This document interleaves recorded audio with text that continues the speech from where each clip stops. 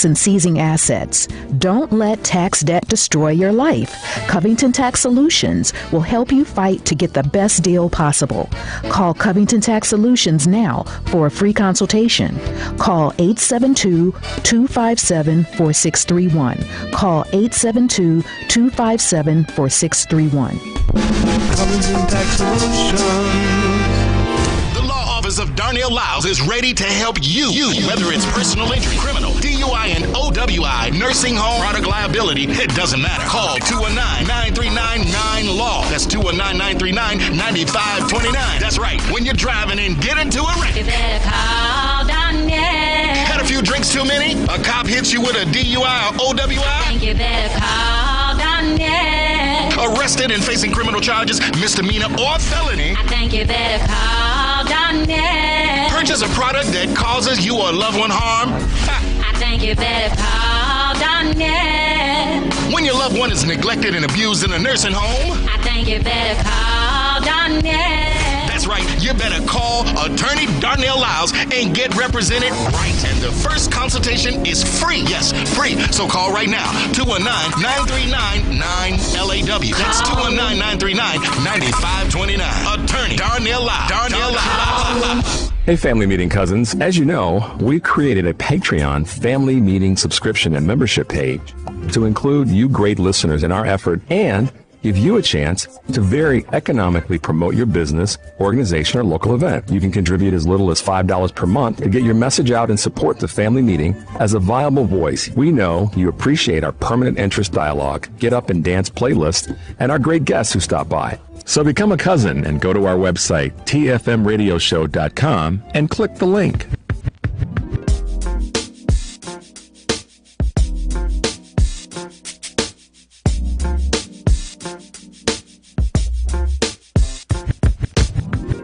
Hi, this is Tommy Nelson. Visit me at A Custom Cabinet Design, Facebook.com. I listen to the Family Meeting.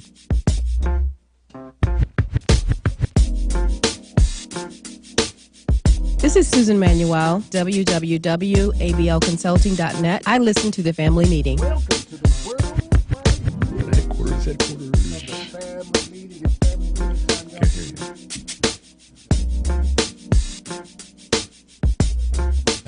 There you go. There we go. Okay, sorry. Okay, let's try this again. Welcome to the world. I got it, man. Again. Devin's on point. It's not Devin. That's not Devin. Oh, that's right. That's Baldwin. Baldwin, or whatever his name is today. Murgatroyd. Hey, y'all. Welcome to the worldwide headquarters of the Family Meeting. I'm your boy E. That voice over there you heard is the Black Asian dude. Yes, it's me. Look for us on social media. You know how that works. Family Meeting. Watch the big blue ball. All of them. We're on all of them. Yep. Promise you. Be sure to visit the webpage, tfmradioshow.com. There's stuff there. Check that out, too. Lots of stuff. I'm buzzing through this stuff. What's wrong, man? What are you doing? Your camera. My camera's all jacked? Oh, listen to this. Wow. The camera's all pointing Turned the wrong completely direction. the wrong way. Yeah. That's cockamamie as hell, man. Is that okay? Get my good side now, man. Okay, thanks. Thank you for that. Baldwin's on point, man. That's right, man. Good job. No beating for you today. He's grinning back to the space shuttle cockpit, controlling everything. Baldwin is. Yes, he is. You can become a patron of our broadcast for that website, I talked about earlier, tfmradioshow.com. Hit that, mash the button, become a patron. $5. That's all it takes. Keep us on the air that way. The lines fill quickly. The number is 773-763-9278, 773-763-9278. I was telling Rich before we got on the air today that I had a chance to go out to the little fancy BMW golf thing out in Olympia Fields, which is near my home. Yeah, I appreciate my man Jim Reynolds for inviting me. The food was good. There you go. But I don't understand how y'all like golf, man. I just don't. I don't really understand that, man. Well, golf. I told E, I said, I love golf. I love to play. I played yesterday, played pretty well, blah, blah, blah. I don't go to see as many tournaments as I used to, and I don't watch as much golf as I used to when Tiger was playing, and Tiger was, not, I just don't. And, there's a few guys that I'll watch, and hell, I'll watch women's golf more than I'll watch some of the PGA Tour. So I'm with you. I hear you. Yeah, because so the trick is when you're watching golf on television is different when you're in person. Yeah. So do you walk with a dude? When I was... Well, no, I'm asking the question rhetorically. Do you walk with a dude the whole time? Or do you just sit at a hole and watch all the dudes play that hole. But it's not like basketball where you can see the whole game. You can't. Yeah, that is true. Unless yeah, as a spectator, you have to either station yourself or you have to be prepared to move around. Yeah. And you're still not going to see the whole thing. Right. And there's still the age-old discussion about whether golf if it's an athletic sport. Well, I know that a lot of people had that debate, but I will tell you, at that level, it's a sport. It's an athletic event. I don't know, man. Because you're walking. Still don't know that. Yeah, you walk in a healthy amount, and you're performing. Well, I mean, there's some fat dudes that walk too, though. There's some bad dudes that play football. Yeah, they're hella athletes though, because them dudes can dunk. Okay, so now you're doing what a lot of people do when they go through the GOAT conversation, is that they add another category in. No, I'm just saying. I mean, golf in and of itself requires hand-eye coordination. There's some golfers that can dunk too. I'm sure it is. I know there are. There's some football players who can golf professionally, but see, that's the point. In their sport, yeah. I mean, I'm just saying. I mean, hand-eye coordination. Timing, balance. You only got to hit the ball 40, 50 times. A certain amount of strength. It's a different kind of strength. There's a different kind of strength. It's a different kind of strength. Yeah, I don't need to go again. Food was good, though. Yeah. I'll take that. Yeah, got some vitamin D. Yeah. Nothing wrong with that. Trying to be. No, we were actually in the suite. Oh, that's right. You did say you were in the suite. Yeah. Cool. And walking to the suite, I got a little vitamin D, but. Hey, stand out in that heat, man. No, well, that's the thing I will tell you about going as a spectator. Mm-hmm. Yeah, I'm very mindful of, and I gotta want to see one or two people play, and follow them. Yeah. Be out on a hot day. No. Yeah, sitting there watching. I've actually seen more tournaments out of the country than I have here in the U.S. And I've gone to the BMW. I actually played in the Pro-Am a couple times in the years past, in the Western Open Pro-Am. Mm-hmm. But yeah, man, I mean, I'm with you. Not my thing. Just not my thing. It's my thing to play when I want to play and enjoy it, playing the outings and do stuff with you and other folks. Yeah. But I'm not geeked about it like it used to be. Yeah. And that was the Tiger effect. I ain't gonna lie. Anybody that's doesn't acknowledge that isn't being honest. Yeah, that too. The Tiger effect was massive. We had, as usual, we get our share of emails from listeners. And I try to make it a point to read them all. We don't get a million of them or anything, but we get our fair share of emails. And I might say, just as a little side note, for those of you who are bold enough to send an email that where you're calling us that little special N-word in the email, I welcome you to come here and do it to me face to face. You're welcome. It's an open invitation for you to come here and do that. Yeah. Right? Instead of your little anonymous names or whatever that you have in your emails. I welcome that. Come on by. Love to have you. Even your boy had to hide behind the word what do they say? Riggers. Yeah. In his text. Yeah. So I say, come on by. You're welcome. You have an open invitation. Those of you who are sending the emails with the special N-word in it. Yep. Come on by. We'd love to have you. Yeah. Love to have you. Come on and do that here. Yeah. Love to have you. That aside, I got a couple of them this week, and I don't usually do this. That intrigued me because they were well thought out, and they dealt with. It was at least two of them. It may have been three. They dealt with my assertion that imbecile can win again. Mm-hmm. Yes, and one of them dealt with putting that in the ecosphere. There's this speaking things into existence thing that some people believe in that I don't.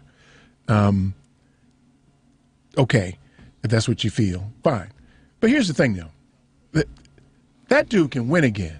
Mm-hmm. And I watch, and so oftentimes the retort is a reference to the polls, mm-hmm. right? So Joe Biden is ahead in the polls by a little bit. Mm-hmm. But there couldn't be anything less relevant as it relates to electing a president because there's the Electoral College. Right. So that's a popular vote poll. You don't win by the popular vote, as evidenced by several elections in the last 4 or 5 cycles, where a couple of the winners had more Electoral College votes, but they lost the popular vote. Right. I think Hillary Clinton won the popular vote, didn't she? Oh, yeah. She won the popular vote but lost the election. By 3+ million. So when you look at the polls that you see on television and they tell you that Joe Biden's ahead, it's important, but in the context of who wins the next presidential election, it's kind of secondary, if not tertiary. Right? You mean the polls are secondary, or who wins?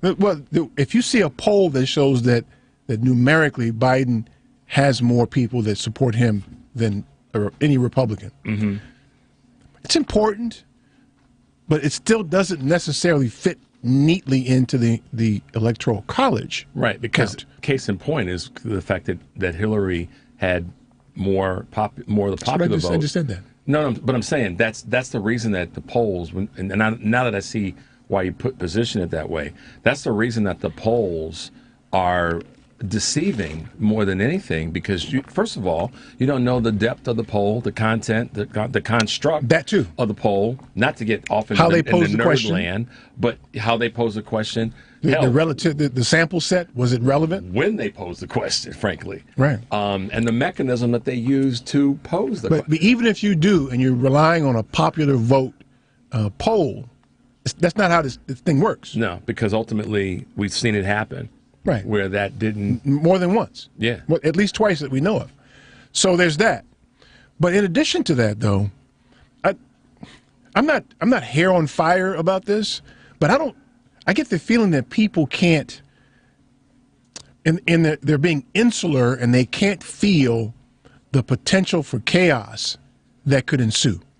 We have a couple of choke points that begin, quite frankly, this week with the Republican debate thing. Right? And your boy, so as of today, I think he's not going. That's correct. There's talk of him trying to have some sort of counter programming elsewhere to distract people from watching the debate. Tucker Klansman's going to do a YouTube. Well, that's what we heard. Supposedly, yeah. Social media interview with him during the debate. Right. And then there's him talking about turning himself in Georgia. Yeah. That day. Yeah. Which would be a tremendous distraction as well. Sure. But. So the first choke point is their primary, right? So, just for a minute, imagine this. Imagine if he loses. The primary? The primary. Okay. And we know what the polls say about his popularity, but let's just say he loses the primary. Does he then do what he did with Biden? Does he not concede? Does he claim that it was rigged? Does he do all that? And then what he's doing right now, what you're seeing him doing, and you're seeing the people that support him do, is engage in intimidation, kind of backhandedly. So does someone get killed because of that? Does someone get harmed because he engages in that? Does he go in and try to overturn the primary, like he did with the general election that he's been indicted for? All that chaos ensues, and I think that you see that the people that support him, and in some minor number that support him, will do and say just about anything. Yeah. Up to and including kill people.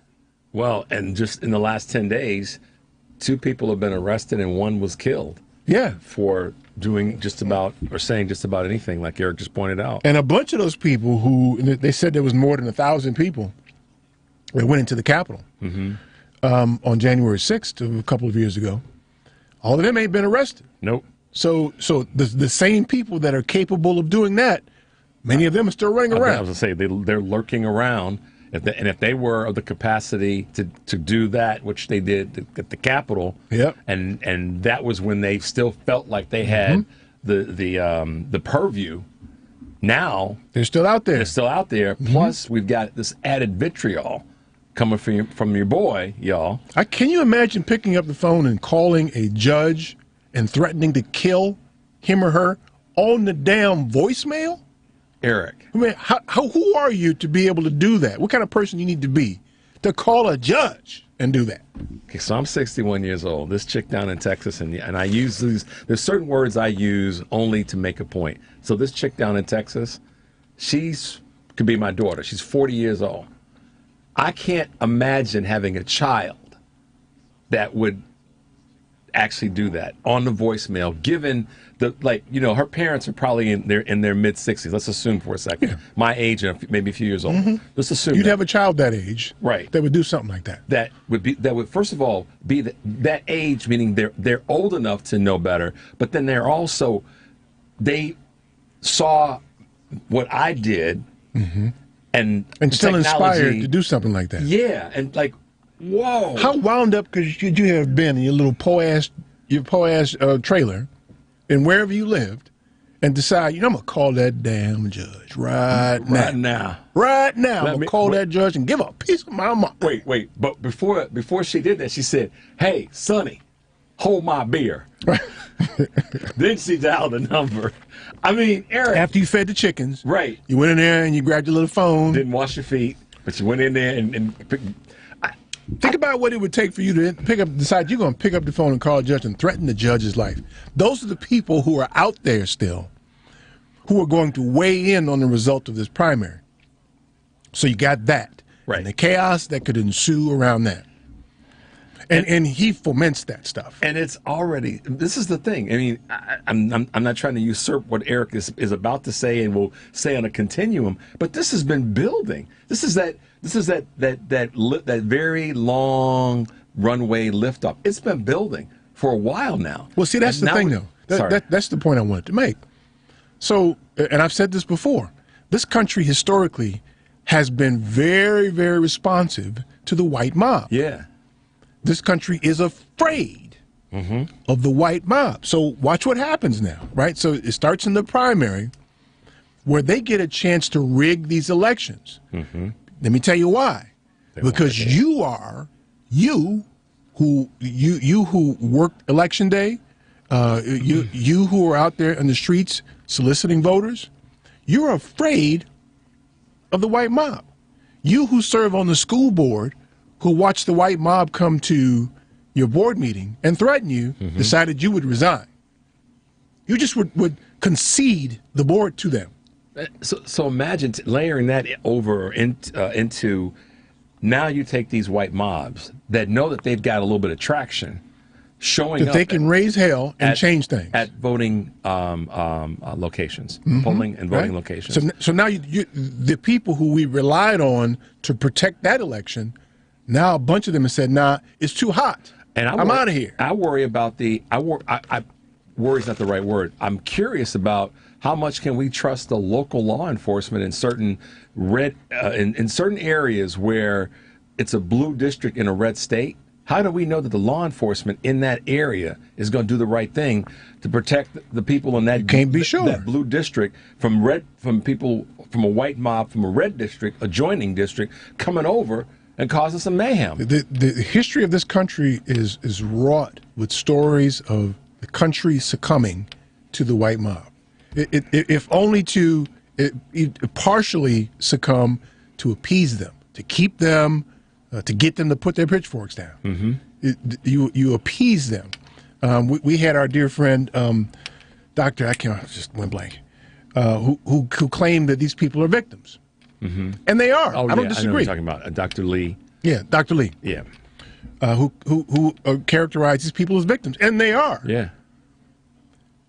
But you don't relinquish control to people who've been victimized and are traumatized in that way. That's the worst thing to do because there's been no healing for them. There's been no progress. So they're only going to go, the probability of them going in a good direction is very, very low. So you got these dear sisters, and I'm sorry I can't remember their names, but the ones that were targeted by that imbecile who testified before Congress. They're not working the elections anymore. You're not going to be able to rely on them anymore. And that wasn't a mob necessarily. I mean, it turned into. They turned the mob at them, right? Because they were coming to their homes, right? So you got people like that who we relied on to conduct fair elections, who ain't working anymore because they're frightened. The people who watch what happened on January 6th, I ain't getting involved in that no more. They might come get me. I mean, so now who's left? Who's left? So you got that first choke point where you got to be concerned about how the elections will be conducted.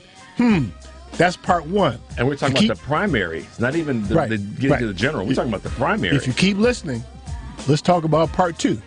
The number 773-763-9278. Stay tuned for more of the Family Meeting.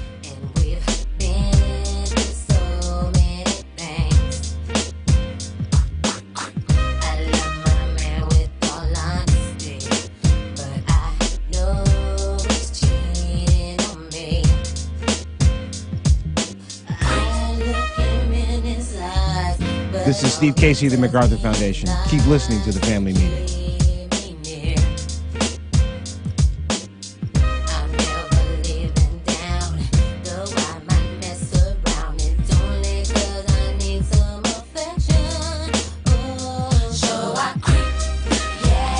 A basic and essential part of any financial plan is savings. Most of whatever cash you have will be there because you put it there, not necessarily because of some fancy investment. Now with Save and Plan, Polaris has introduced a way for you to get empowering financial advice. Save and Plan is simple. Just sign up to save on a systematic monthly basis directly from your account and gain access to a planner and our planning services.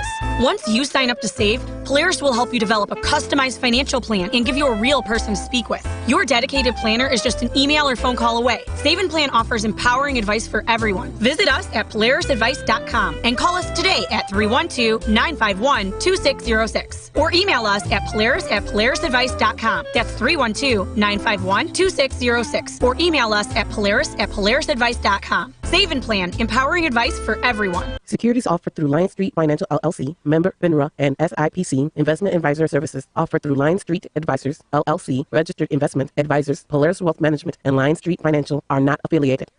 A 2016 study estimated that 13.1 million Americans were victims of identity theft last year. Fight back against your identity being stolen by signing up for Identity Guard. Identity Guard monitors your credit and identity information with alerts that can help you respond quickly if certain changes indicating fraudulent activity are detected, as well as help protect your computer from viruses, keylogging, and other serious threats. Plus, with Identity Guard's dynamic credit management resources and tools, you will have helpful information as you make better financial and credit decisions. Identity Guard includes $1 million identity theft insurance and lost wallet protection, and more if you ever do become a victim. Protect your ID for as little as $6 per month. Yes, that's only $6 per month by visiting lookaftermyid.com. That's lookaftermyid.com to securely sign up for Identity Guard today.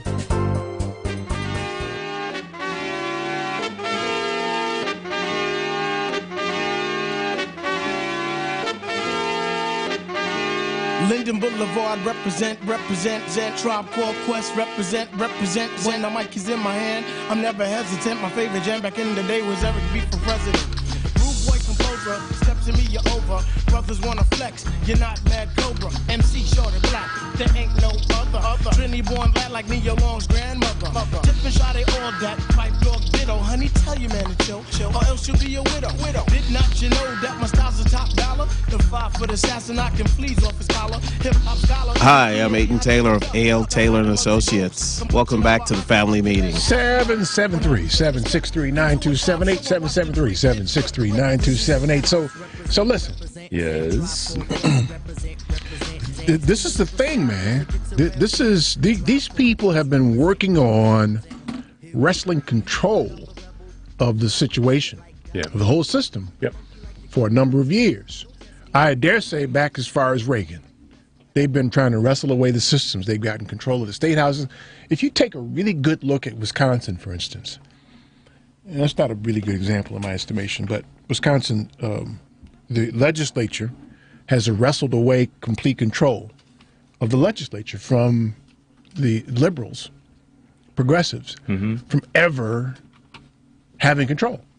Yeah. The way they've gerrymandered the state in a way that you can never have control. And so what you see there is the popular vote regularly installing progressives into the state house as governor, but they're not able to take control of the state house. The legislature then creates laws, guidelines, whatever, to block the governor And then they take some control from the governor. So this is what they've been doing for a while. So if they're able to do that, then what do you think they can do with elections? Well, and this is interesting. The reason that Wisconsin is a good state to use is that for years, Wisconsin was viewed as a minimally purple state. But that has changed. That's shifted from being, Well, I mean, I still think it's purple. You just can't elect a purple-looking electorate. Well, certainly not in the state's legislature, and even on the federal level. I mean, they're doing everything they can to create these blocks. So, I mean, again, a state that was viewed as more progressive leaning and all that has got internal things that are happening to make it. But see, that's the thing, though. So we always make the assertion that progressives outnumber conservatives. Yet and still, though, progressives lose. Well, based on voter registration, they do. If we use that as it's not just registration, though.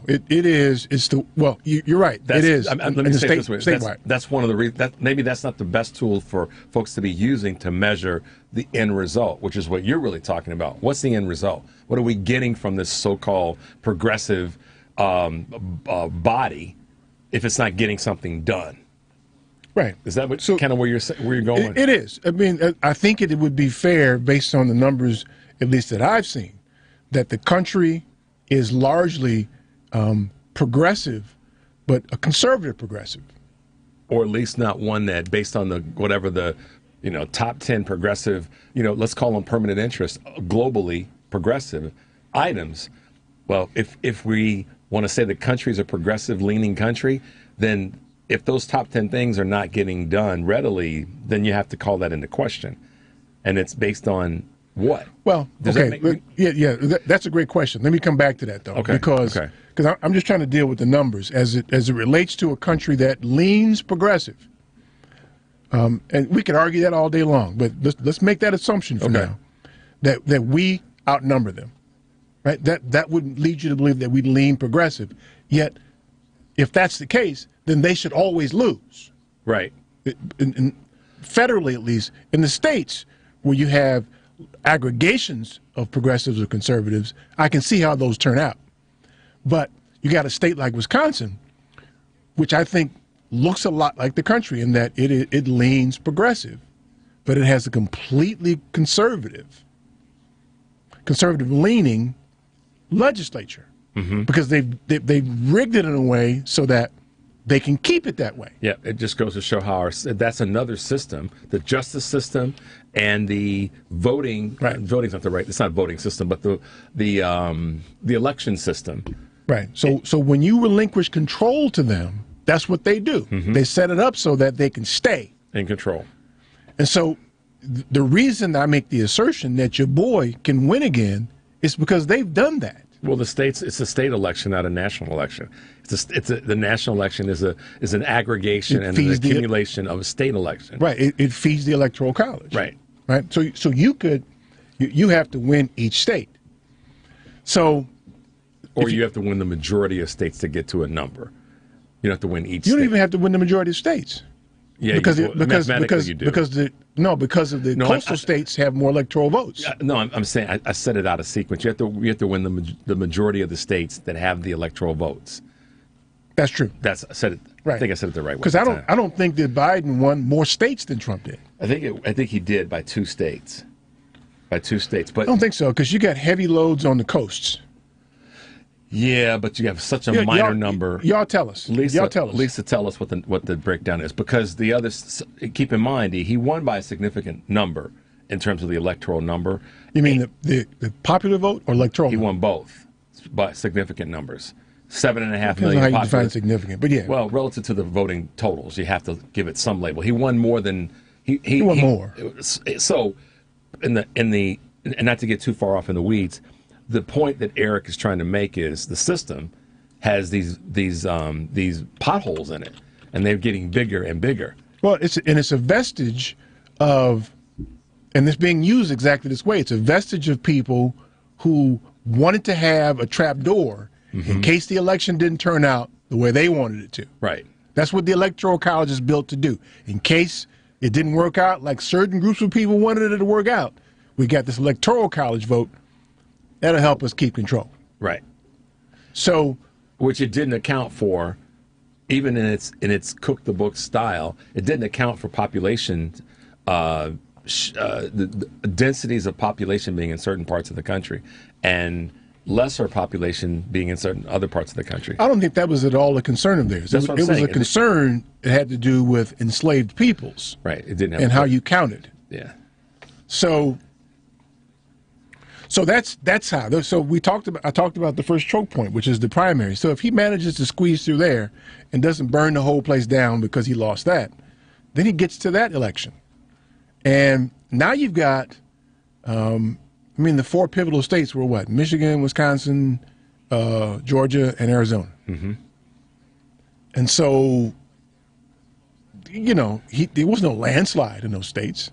No, well, Michigan was the biggest. Michigan is the best opportunity he has. Of those, well, no. In the reverse order, Georgia, Arizona were late calls, super late calls. Wisconsin was late-ish, and Michigan was pretty much on point. So if those are the states, then you got Wisconsin, that is as we just described. Arizona, yeah, they're trying to monkey with some stuff down there. Okay, Arizona, yeah. And then you got Georgia, which is from the old South. Those three are going to be the ones that have the most trick bag stuff going on. Michigan is let me juxtapose something to what Eric is talking about with regard to Wisconsin and its state legislature and all of the pieces of the running of Wisconsin. Let's compare Wisconsin to Michigan. What Michigan did in the last two elections is they got their stuff right. And they did. We're not even going to argue about this. They did what Eric is saying Wisconsin hasn't done. And by virtue of Michigan doing what it needed to do, opposite of Wisconsin, Michigan is now a state that on a national level, they can look at and go, we're going to be okay here if we keep doing what we've done the last 4 years. And that is... Well, they wrestled control of the legislature away. That's right. the thing. They did. They got they have I almost said the White House. They have the governor's mansion, lieutenant governor, AG, secretary of state. Right. With people who will run it fairly. Right. Not leaning toward the people who will run it fairly and lose honorably. Bingo. If they lose. Bingo. But what's happening is that the monkey business that was going on that caused Michigan or allowed Michigan's politicians to win the right way, that's all coming out in the wash now. That they had been stacking the deck and Michigan had been monkeying with it, but they were able to get people who were excitable candidates, as Eric has said, who stood behind some things, who knocked some tables over, who didn't give a damn about her life being threatened and potentially being kidnapped, built people around her who looked at things similarly. Permanent interest. They didn't run off into the woods when the white mob came out. They did not. Michigan is not. Michigan is a what's the word I want to use? Kind of the prototype state again for doing it in a right, forward-thinking. Right. And this is not about Democrats winning. No, this is about having it set up so that you have a fair election with honorable people who will win gracefully and lose honorably. Right. It is Michigan, and in Michigan, in my opinion, and I'm preaching about this because I'm a part-time resident of Michigan. They got it done. They saw what was happening. Right. Wisconsin hasn't. No, they haven't. Wisconsin hasn't gotten that done. They have people who will do or say anything to get what they want. Mm-hmm. That's a problem. Arizona got people like that too. Mm-hmm. Georgia is the old South. Right. They will. I don't know that he could do it again in Georgia.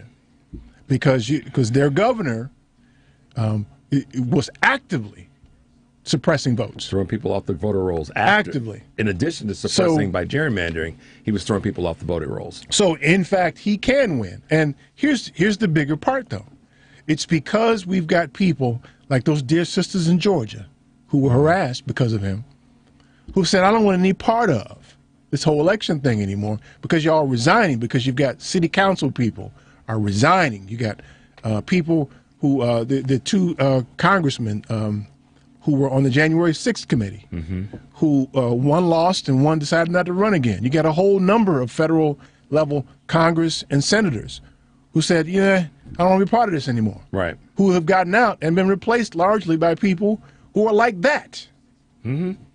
So, if he manages to get through the primary without burning the place down, what do you expect him to do but set the white mob out?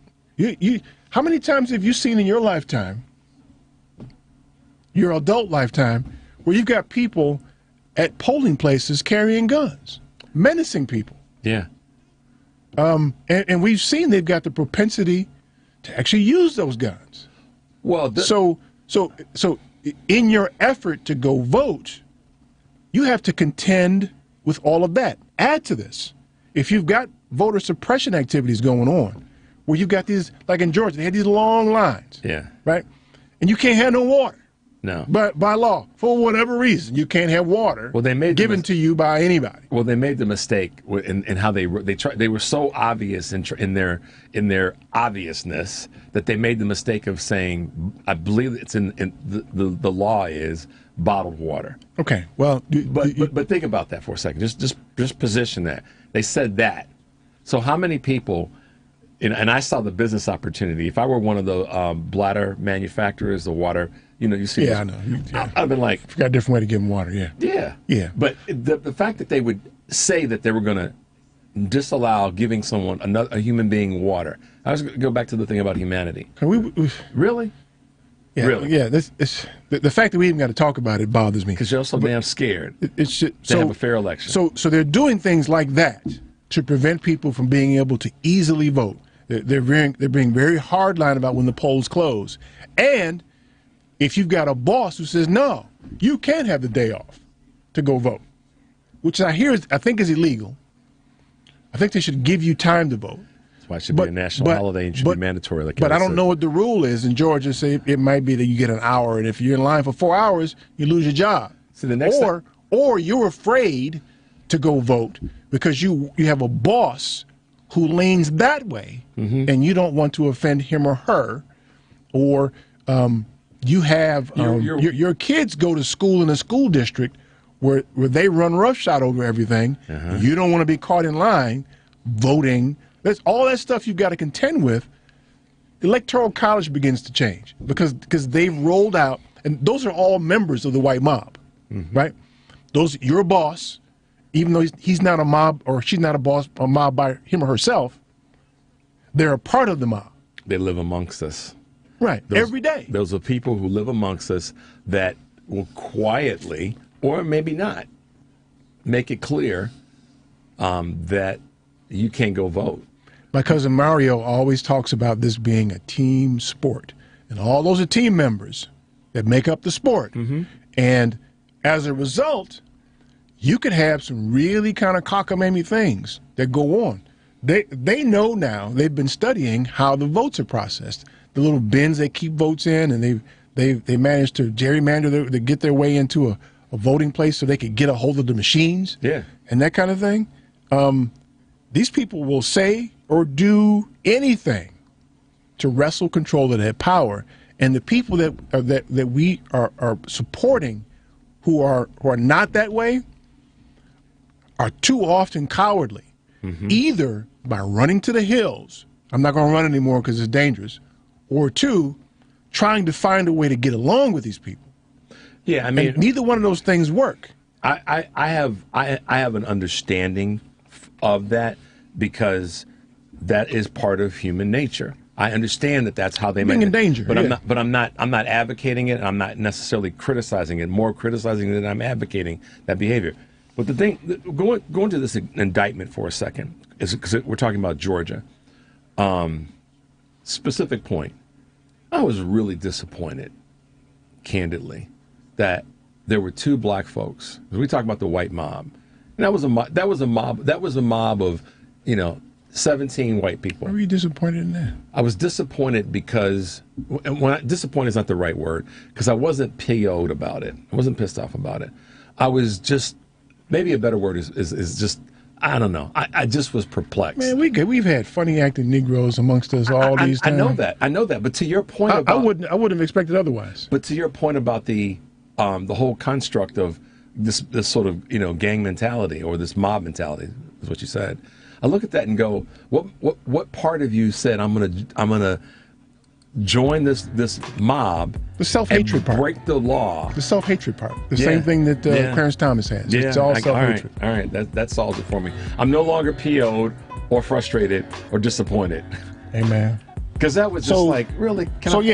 Yeah. He can win again.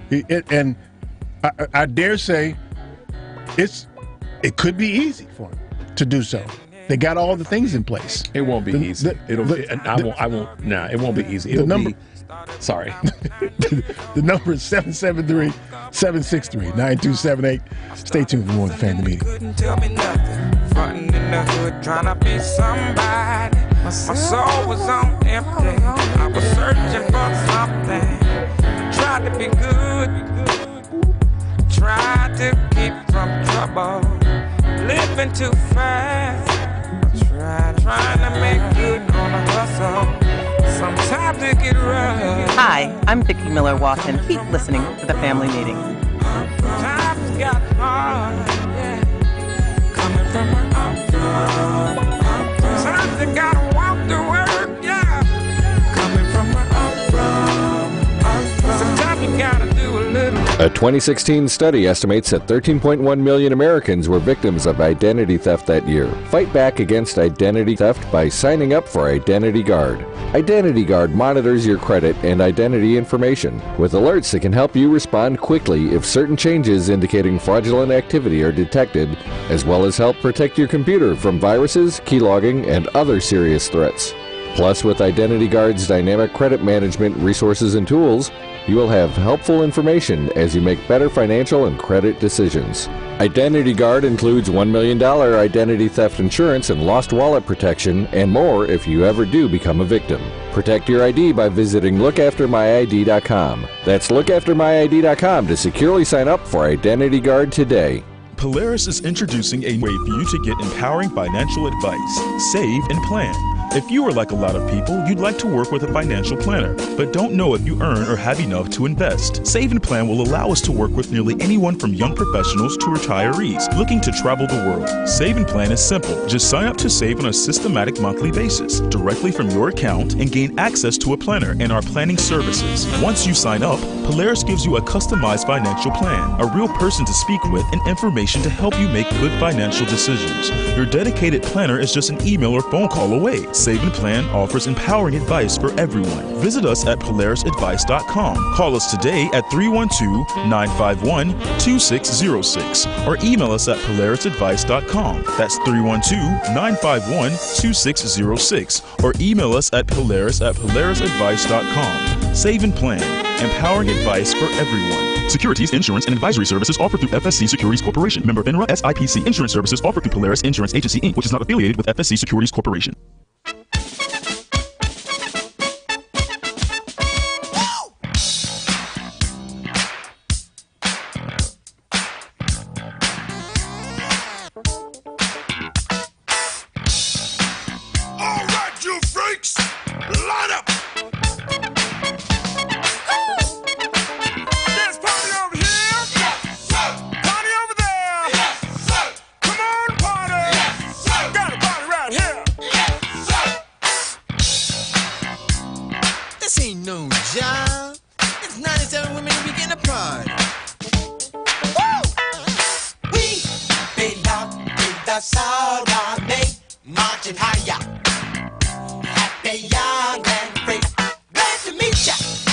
My name is Cecil B. Lucy, attorney at law and a certified public accountant. Welcome back to the Family Meeting. What y'all know about that Cameo Soul Army joint, man?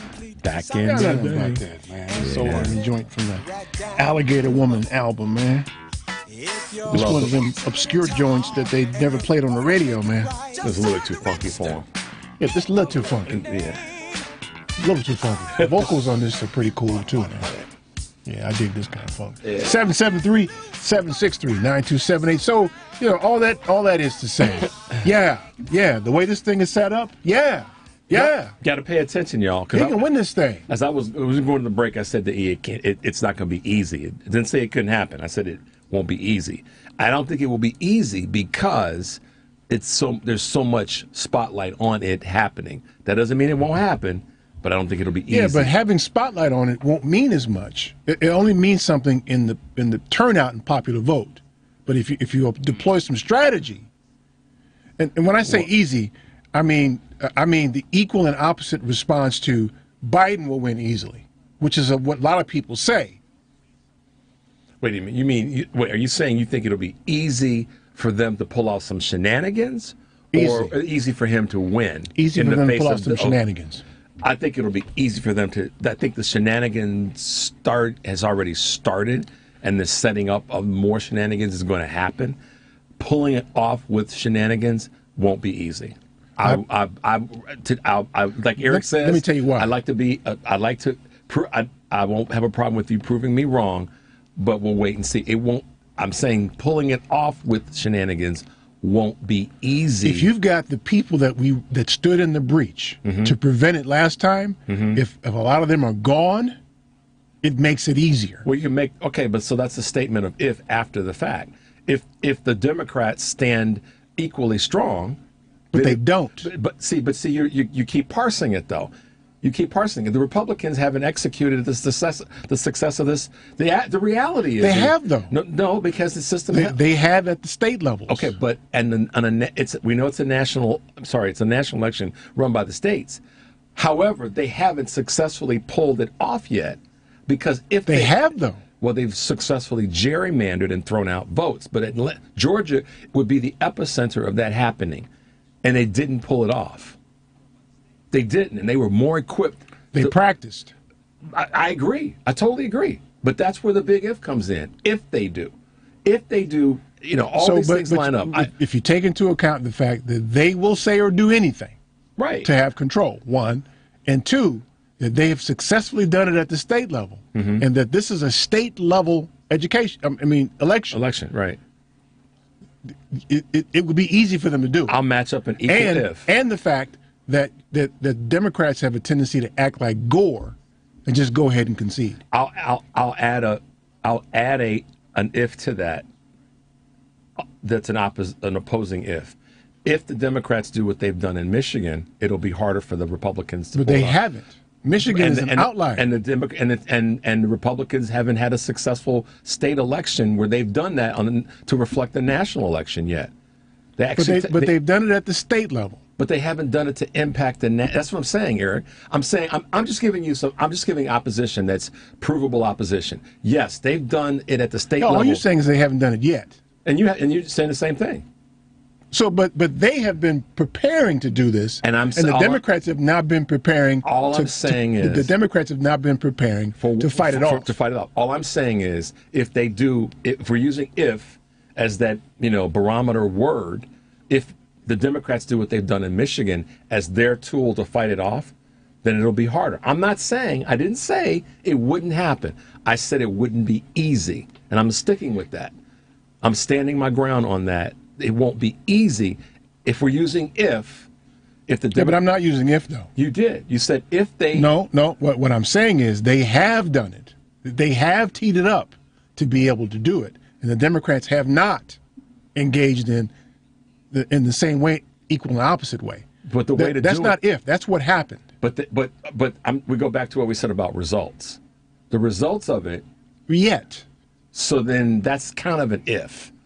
It's not an if. Okay, so it's not an if. They are teeing it up to do it, and Democrats are not. I'll give you doing the opposite. I'll give you that. Yes, they are in Michigan, and you can't call it an outlier because then all the states that are Republican run. No other state's done it though. Doesn't matter. They're not outliers. You can't. They have to be. If you got 50 states and only one state did it, then it's an outlier. How many states have effectively gerrymandered their states so that the state-run national election was gerrymandered to the point where the shenanigans affected the national election's outcome? Name one. See, but that's the thing, though. That's my point. You don't have to affect the national outcome. You have to affect your state. But Eric, no. I'm going to say this. That's where you're not allowing the if the state election doesn't succeed in impacting the national election, then it failed. The shenanigans in a state, if they don't, but you don't have to affect the national Sure election. you do. You have to affect the state so that you send your electoral votes to the national. But that would be affecting the national election. Well, Mississippi did it successfully. Since when? They've done it the last 4 election cycles successfully. By using shenanigans? Alabama did it successfully. Okay, but what states? So conversely, South Carolina has done it for decades successfully. By using shenanigans? Because, listen, you look at a state like South Carolina that I think has, if not the first, the most, or the second most black people in the population. Percentage-wise, yeah. Right. They haven't succeeded in sending electoral votes to the national system. They haven't succeeded in sending national votes to wait a minute. They haven't succeeded in sending their electoral votes to progressive candidates nationally. Okay, but now you're changing I'm not. I'm telling you that that's state by state. That's what they do. And all you have to do is control your state in order to win the national election. They all do this. All 50 states have done that. Left or right, Democratic or they all. Democrats don't do it the same way. But that's not the point. You didn't say that initially, and I'm not. I did say that. I'm not disagreeing with you. I'm disagreeing with the fact that you said it's easy. I said it won't be easy, and I'm stopping there because the sub arguments to support your position are on point just as much as mine to support that the Democrats have. So if Kemp and I'll give you an example. Florida did it. The real state.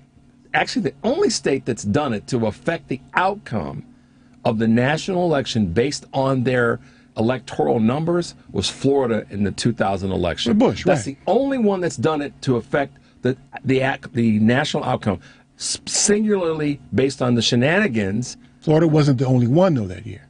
Yes, they were. It wasn't. It was not the only one. It was the last man standing. But it wasn't the only one. Well, okay, then you could say that on the other side. You could say that the Democratic states. The only reason Florida was that state was because some other states had succeeded. So in an election where a Democrat has won the White House, one could say, to create an argument that the Democrats have done the same thing in that state. Absolutely not. So then that takes away the argument that the state's electoral votes, shenanigans to affect the state's election. To affect the state's electoral votes. We're saying the same thing on that. I get that part. I fully understand that part. Mm-hmm. I'm saying it won't be easy. But I'm not saying that the Democrats they've done it all. How do you do it in a state like South Carolina where almost half the population is black? How do you do that? But that's the point, Eric. That's their history, just like it's the history in California. California, one could say, has historically sent their votes at the opposition of the 30. Yeah, but in California, California's got a larger white population, numbers and percentage-wise, than South Carolina does. But it historically, going back to Reagan, has sent all of its 40, now 55 electoral votes to a Democratic candidate. So one could say, if you use race as the barometer, that California's been doing it too. I'm using race as a cutout for progressive. Okay, so but California arguably is a progressive state. Well, then that would make sense that they would go that direction, just like South Carolina is not a progressive state. Yeah, but is it though? No. Wait, hold on a second. Because what does that make Wisconsin then if they're purple? That's why we asked that question. But you're shifting states. We'll stick with South Carolina. But you wouldn't know that South Carolina, if it's progressive or purple, you wouldn't know that because they rigged the state in a way that they're only going to send right-wing votes to the Electoral College. We're using Wisconsin's history to say that it's a progressive state or a purple state. Because if we go back to our original argument where we both are in the same position, Wisconsin appears to be a progressive state based on it doesn't though. But its actions, its results, based on the legislature, hasn't produced the progressive purple results. Right. So South Carolina is the antithesis of that. They're not a purple state. Yeah, but see, what that does is it does, back to race, people of color tend to vote progressive. Right. Well, I mean, so either they're not voting, which we know they are, We know they are if we go back to the 2020 presidential race, because that's the state that turned the tide for Biden. Why? Well, that's a Democratic primary. I'm talking about what they send to the Electoral College. Right. So in the end, if black folks tend to vote progressive, and you're almost half the state's population, right, but you can never find a way to send your electoral votes to the Democratic candidate nationally, then you've succeeded in keeping those people from counting. So that in the vote. So in that conversation, if we know the percentages of people who vote versus compared to the total population of black and white voters, we split it down the middle. Sorry, everybody else, but you don't count in this conversation. Then the numbers are pretty close. I think it's 48-52. If the percentage of total registered black voters to population and total registered white voters. South Carolina's never a question, though. It's always going to give you... It always has gone to the Republican candidate in the general election. So one could say that that's gerrymandering, the result of gerrymandering. You and I would look at it and go, hell yeah, it is. It's successful, though. Right, but my easily successful in doing so. But we've changed. It's never in question. You have to kind of, we'd have to go back. If we watch the tape, you'll see that we've both kind of shifted the narrative, because I have not. Okay. I have not. I'm trying to tell you that. Well, okay, we haven't shifted they've the been narrative. Succeeding at it for a while. Right, but it's become easy for them. No. It's become easy, but that wasn't part of the original part. Well, because that's because they've been testing it over the years. You said that it will be easy for them to do it. It will this be. Time. I don't think it will be this time. So they deploy tactics like purging voters. Nobody else does that but them. They purge voters from the voting rolls. Right. They change how you vote. They change the line. So the lines are longer in certain communities than others. Right. They close the polls, so you don't have as many polls in certain areas, but not others. These are all things that they do. Right. So what I'm saying to you is that they have the formula. If they want to get really aggressive about it, they can do that. And we can raise hell, and we will. But they don't care. And the people that we rely on to exact punishment on them for doing so, they don't stand up. All I said was it won't be easy, and Michigan's the model that matches what needs to be done. That's an outlier. It's the only state that's ever done it. No, it's not. Who else has done it? That's controlled those bodies? Yeah. Who else has successfully wrestled it back? California does it every year. No. Successfully wrestled it back from a Republican control. Who successfully wrestled it back? Pennsylvania in this last term, this last cycle. That's what I'm saying. You got 2 out of 50. No, wait. No, 50 are red states. Come on, man. When's the last time you saw... No. When's the last time you saw South Carolina wrestle back from the Republicans? When's the last time you saw Mississippi wrestle it back from Republicans? I didn't say that it wasn't a possibility. I said it wasn't going to be easy. So I gave you 2 states, and we know that there are more... Out of 50? No, 2 out of 24. Out of 24? You're saying 24 states wrestled control back from Republicans? No, but you're saying all Republican states, all states are Republican. You're addressing the wrong statement then. No, I'm not. You are. I'm saying that they... Are you really honestly saying that all 50 states have had to be wrestled back from Republicans? I'm not saying that at all. So then why would 50 apply when we know that... I'm not saying 50 have to apply. But you just said 50. I'm saying 2 out of 50 have wrestled back control. But you can't use 50. You have to use the numbers that are red or blue. Okay, 2 out of 24 then. So 24 Republican states. What percentage is that? 48%? 2 out of 24? Oh, no, I'm sorry, the total number. 2 out of 24 is less than 10%. Less than 10%. Okay, it's an outlier. So on the same conversation, we're not talking about wrestling them back. That's an outlier. But why does it have to be a question of wrestling them back? You have to. So if you have a state where you know that there's a populace that tends to lean towards... Let's use Ohio. I mean, the music's on. Ohio is a state that hasn't been wrestled back yet. It was blue. It's gone back red. It hasn't been wrestled back yet. So that we'll call that in the column of the red. I'm not saying... I haven't said it's going to... I'm not talking about states like Ohio. But see, Eric, you keep taking parts of the conversation. I'm trying to make a point about states like Georgia and Arizona. We already know that they're in the tank. So why we do? You're missing my point. No, I'm not. You're missing my point. I know you are. You're missing mine. You're missing mine, which is I never said it wouldn't happen. It's your turn now. The number is 773-763-9278. Stay tuned for more of the Family Meeting.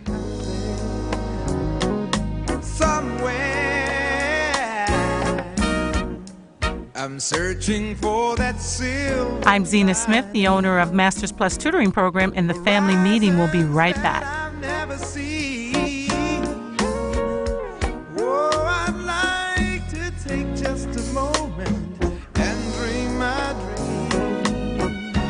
Oh. This is Chicago's Progressive Talk, 820 AM, WCPT Willow Springs, and online at WCPT820.com, where facts matter. Polaris is introducing a way for you to get empowering financial advice, save, and plan. If you are like a lot of people, you'd like to work with a financial planner, but don't know if you earn or have enough to invest. Save and Plan will allow us to work with nearly anyone from young professionals to retirees looking to travel the world. Save and Plan is simple. Just sign up to save on a systematic monthly basis directly from your account and gain access to a planner and our planning services. Once you sign up, Polaris gives you a customized financial plan, a real person to speak with, and information to help you make good financial decisions. Your dedicated planner is just an email or phone call away. Save and Plan offers empowering advice for everyone. Visit us at polarisadvice.com. Call us today at 312-951-2606 or email us at polarisadvice.com. That's 312-951-2606 or email us at polarisadvice.com. Save and Plan, empowering advice for everyone. Securities, insurance, and advisory services offered through FSC Securities Corporation. Member FINRA, SIPC. Insurance services offered through Polaris Insurance Agency, Inc., which is not affiliated with FSC Securities Corporation.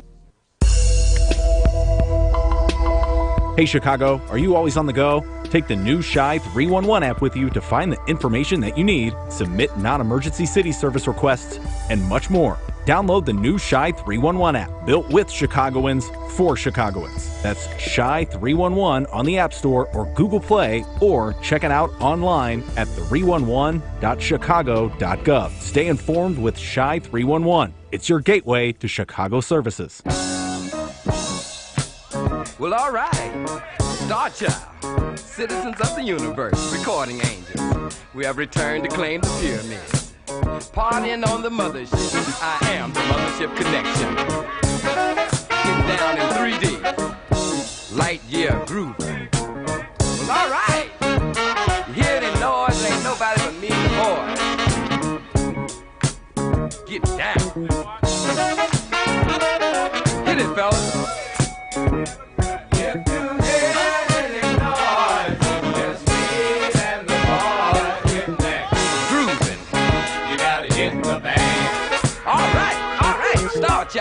This is DeAndre Edwards, assistant coach of the West Inglewood Tigers. Welcome back to the Family Meeting. 773-763-9278. We're still going at it, y'all. So Mississippi has done it successfully for decades. Easily. Right, they have. In a state where, and this presumes that people of color have a tendency to vote progressive. Right? So you would think, and I don't even know the numbers, so somebody tell me what the numbers are. Maybe 40% of the state is black in Mississippi, but they regularly for decades have sent their electoral college votes to the national system on the right side. So my point is that it's being done easily in those states, and they're setting up other states to do exactly the same thing. Wisconsin's an example. They're setting Wisconsin up to do the exact same thing. Yep. So that you'll never send electoral college votes in Wisconsin ever again to a Democratic candidate nationally. Unless you change the state legislature. That could apply to Mississippi, though, too. So why are we not changing those state legislatures? Because they've set the system up and they've kept it that way easily. Why have we not changed it? Because they've set it up so you can't. But why? Why have they done that? Yeah. And why are the people... Because they want to keep power forever and ever. Why are the people in those states not doing the thing? See, we blame it. We've rightfully, with certain parts of the dialogue, said the people that we elect to fight for our permanent interests aren't doing the job in certain areas. In that area, who have we elected in the state of Mississippi to do the work to help further the permanent interest? Who have we elected? We can't elect anybody. The people of Mississippi have to elect somebody. Right. So what have they done systemically in Mississippi and in Alabama and now in other southern states specifically to affect the voting? They've suppressed, they've thrown out, they've gerrymandered, they've messed with the educational system so people don't have access, on and on and on. So it's almost 40% black in Mississippi. Okay. So if we take that, here's the math on that then. Let's take gerrymandering out for a second to make a point, and then we'll throw it back in. Let me make sure that my presumption is clear, because we don't know this for sure, but we know that somewhere north of 90% of people of color vote progressive. Right. So then we do the math.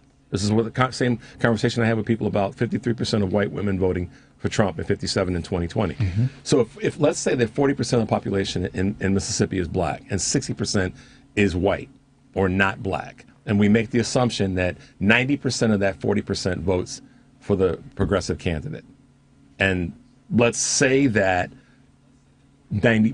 so let's be fair, 90% of the population that's a non-black voting person votes for the not progressive candidate.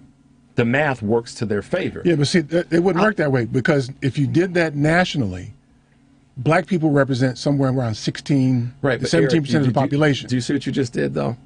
You shifted from what we were saying about the state to the national. No, I'm not. I'm not. I'm using an analogy. That's all I'm doing. Well, that's all I was doing. I was using the analogy that if you take the numbers and match it up with the percentages, then numerically, because that's why I said I'm going to take gerrymandering out for a second and then put it back in. If you did that math, then the white vote that went to the right, to the politically right candidate would be numerically higher. That's just a simple math. But we all know that the black vote in the states, to your point about it being easy, has been gerrymandered out of having that 90% actually be a real 90%. That's where the system is messed up. And that's the core of your statement and argument about it's easy, because they've systematically done it for a long time. I agree with that. I always have agreed with that when you made the original point. When I said it won't be easy, I said this time I made a very specific point, caveat, and that is because of the attention that's on the system that's allowed this to happen in those other states. I said, I stand that it won't be easy. I didn't say it won't happen. I made that perfectly clear. I said, I think it will could very well happen, particularly if he makes it through the primary. I just don't think it's going to be easy. Why wouldn't it be easy? Because of the optics, the attention, not the legislation, but the... yeah, but they're doing things right in front of our eyes on a regular basis. What do they care about the national gaze on them? I'm not talking about them. I'm not talking about what they're doing. I'm talking about what the opposition to it has been doing. And I know that you said that Michigan's an outlier. What has the opposition been doing? I know that you said that Michigan's the outlier, and then I said Pennsylvania. You said that's another outlier, and then I mentioned another state. And you said that's an outlier. What other states you mentioned? I mentioned California. California's been doing. California is not like Michigan and Pennsylvania. But no, I'm saying in terms of the numbers. You're saying that the numbers that the numbers won't be there. No, see, that's why I say you missed my point, because the numbers are always there. My original supposition was that we outnumber them. We outnumber them everywhere. Right. Well, yeah, we do. But so if we do, and they still win, something else must have happened. Well, it's not must have happened. It already has happened. It's been happening. That's my point. So in California, it's different than Michigan or Ohio or Pennsylvania. It's different. So a wrestleback, you could say, based on the results, a wrestleback state is Arizona. The question is it going to stay wrestled back? Because Arizona was wrestled back in 2020 election. There's no question about that. It was. That's a third one. They had a Republican governor, as I recall, and a Democrat for Secretary of State, as I recall. I don't know who Secretary of State is now. I don't know either. But that, again, I'm not saying it won't happen. I never said that. I'm saying it won't be easy. And my answer is not going to change. When you said that the reason is because they're being watched. No, I said that because of there's far more attention. Okay, attention and different. The angle of the light is different. What I mean by that is we already know that the right doesn't give a damn about what anybody else says about what they do. We know that. That's not even. Why waste time on that? We know that they're far gone. I'm saying that the people that we do elect in these cases that are working to change that or to make sure that these things don't happen, that temperature has raised since the 2020 election.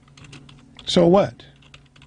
If you get people who don't care, what do, just give up and go, we don't give a damn? No. What I'm saying is if that's changed, if the temperature's higher, and people are watching, but the people who are being watched don't care, what difference does it make? I can't answer that because that's somebody else's emotion. Because I can't answer that. No, I'm not asking you about their emotion. I'm saying that just because they're being watched has never stopped them from doing what they're going to do. So at what point then? Again, I never said that couldn't happen. I said it won't be easy. Let's see what's on Jim's mind, shan't we? Jim, help us out here, man. Hi, guys. Another Sunday coming to a close. This is for Rich, a golf story. About over 50 years ago, Rich, I had a double eagle. And every time I never bring it up. You come on here lying all the time, man. Why you come on here lying? No. My right hand almighty God. I had a double eagle. I had a big tee shot. I was in the grass with a 3-wood. It was a tilted green. I hit the top of the green and it rolled right into the making stuff up, man. You didn't get no damn double I'm serious. eagle. You had a double eagle with a 3-wood. You mean after the bar fight, you had a double eagle? I had a double eagle, yeah. Over 50 years ago. Now I have a tough time getting to a miniature golf course. But anyway, what the real suspense in this thing is, who is Trump going to pick for vice president? Now he's got all these people on the stage. He can eliminate almost all of them, except for Nikki Haley and Tim Scott. It's got to be one of those two. It'd probably be Tim Scott because that would soften the ticket, or Nikki Haley. But the problem with that is, if they're playing with a full deck, they're going to realize they're going to be questioned to death about these charges and everything, because they can ruin their political career by taking the vice presidency with this guy. So they have to think of that real seriously. But that's the real suspense here, because Trump is definitely going to be the guy. And you'll have, the two lawyers for the Republican Party, Jonathan Turley, who's defending him in both of those impeachment, swears up and down that Trump is legit. He's legit. And Alan Dershowitz is another one who swears that this is unfair, that we shouldn't be doing this to a president. So you'll have those two guys out for a year talking about how these charges are unfair, which they've been doing it all along. I know they're probably paid to do it, but the point is, that's the suspense in this election. Who's he going to pick for vice president? And I would say the money's on Tim Scott. What do you gentlemen think? Roger Stone. He's not going to pick somebody that's been You're Roger Stone. in opposition He'll pick to Roger him. Stone. Each of those. I wish he'd pick Jenny Thomas. That's what I wish he'd pick. Oh, yeah, she's so horrible to look at. That would be great. That would be great. You're actually Yeah, right, yeah, Jim. but that'd be, why not? She's as crazy as a bed bug, and she can get out there, with two crazy people fighting it out. But anyway, it looks like a blueprint of 2020, doesn't it? We just got to hang on to the swing states with the help of God. We just got to hang on to those. Well, to Eric's point, and this is not to be mistaken, to Eric's point, why should we have to have the thought that we got to hang on? It shouldn't even be a competition. At the end of the day, Eric's bigger point is, why in the hell do we even have to have these kinds of it's going to be easy or not, or we got to hang on? Based on where we are as a country and the craziness that's going on, it should be a shutout, or it should be or he's who this country is. Right. I agree, but think how Putin with his misinformation system. That's why he picked. That's why Trump picked that guy from Russia to be his campaign manager.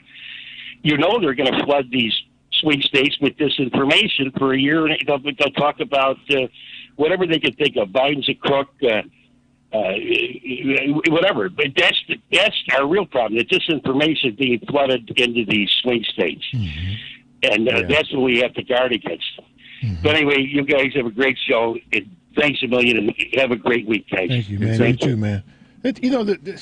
He's right. Disinformation, but the disinformation by itself isn't the problem. The fact that you got people so incredibly damn dumb to believe it is the problem. And circling back to, as I like to say, the center of the room where we have the commonality, whether it's easy or not, the problem is that it exists in the first damn place. That we even have to have a conversation. I mean, like Jim said, Eric says this all the time.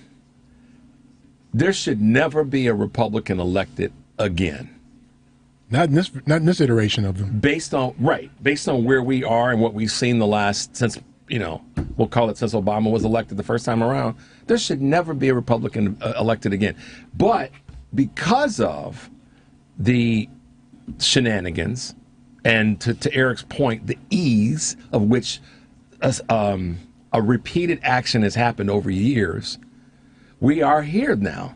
And so my blame, if you want to call it, or finger pointing, if you want, is the people who've chosen to not be involved in the process, that have chosen not to vote, that have chosen to write in, and have chosen to do, because if they know that the shenanigans exist, why would they further contribute to that problem?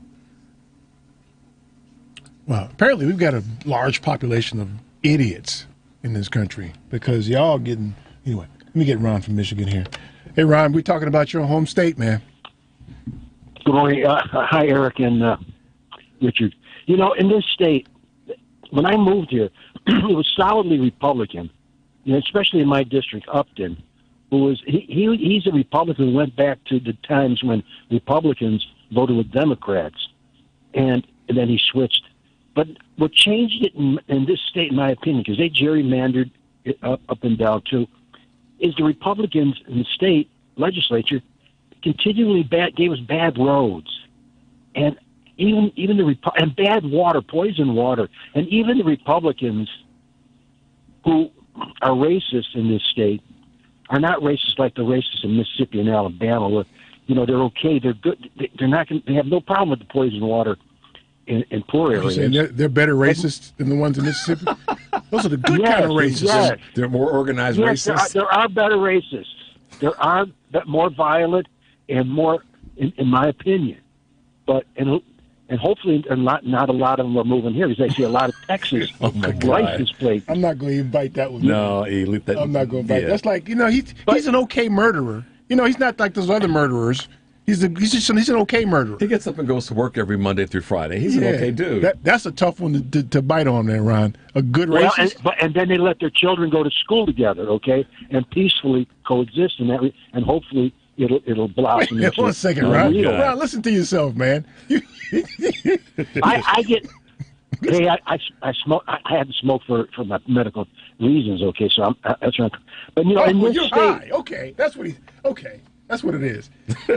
you didn't just say that the some racists are okay. Is that what you're saying? The ones that are not as violent, the ones who will not go out and lynch you right away, will just talk racism and stuff like that, but they'll back down before they have to. You have to go into a violent mode. I need some of that weed, man. I need some of that weed. When are you coming out to Michigan? I'm afraid I'll encounter a good racist if I come. Yeah, meet us in Benton Harbor, you know, on the east side. Then we could have a conversation. They probably live next to the good murderers, right? Meet us by the Celebration Theater parking lot. We can chop it up there. Eric and I ain't going. You know, you bring up here. Or meet us bring in up a very good point. You bring up a very good point. See, the racists in this state, they were ready to. They said they were going to kill Upton because he would vote sometimes with the Democrats.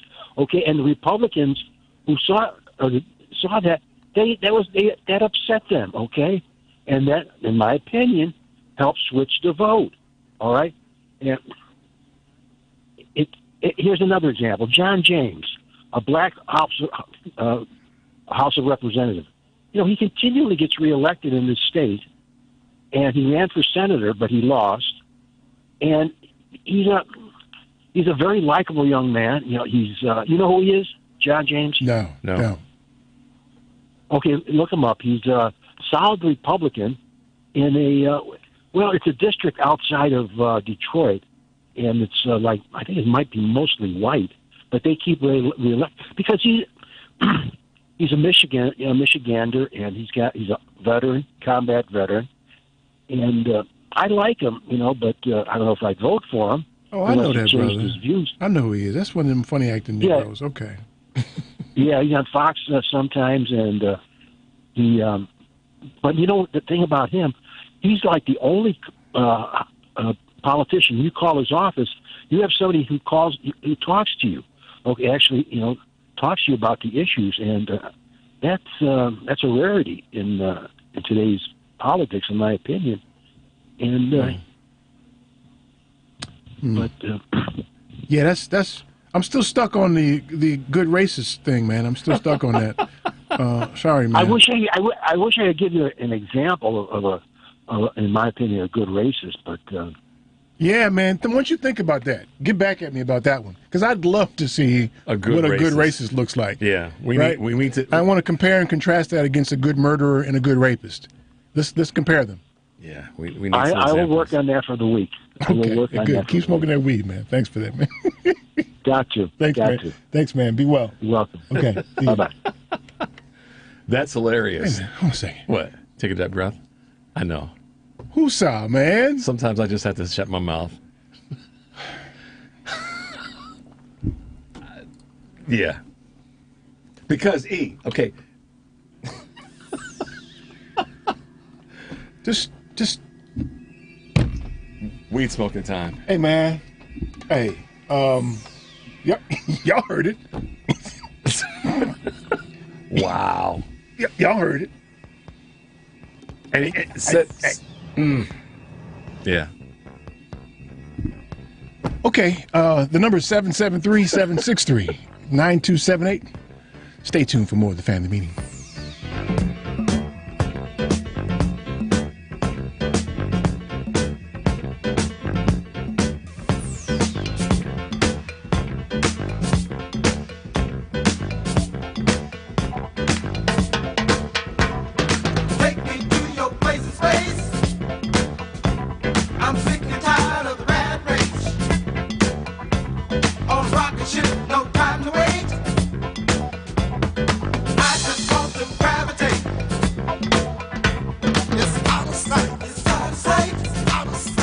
I'm Zena Smith, the owner of Masters Plus Tutoring Program, and the Family Meeting will be right back.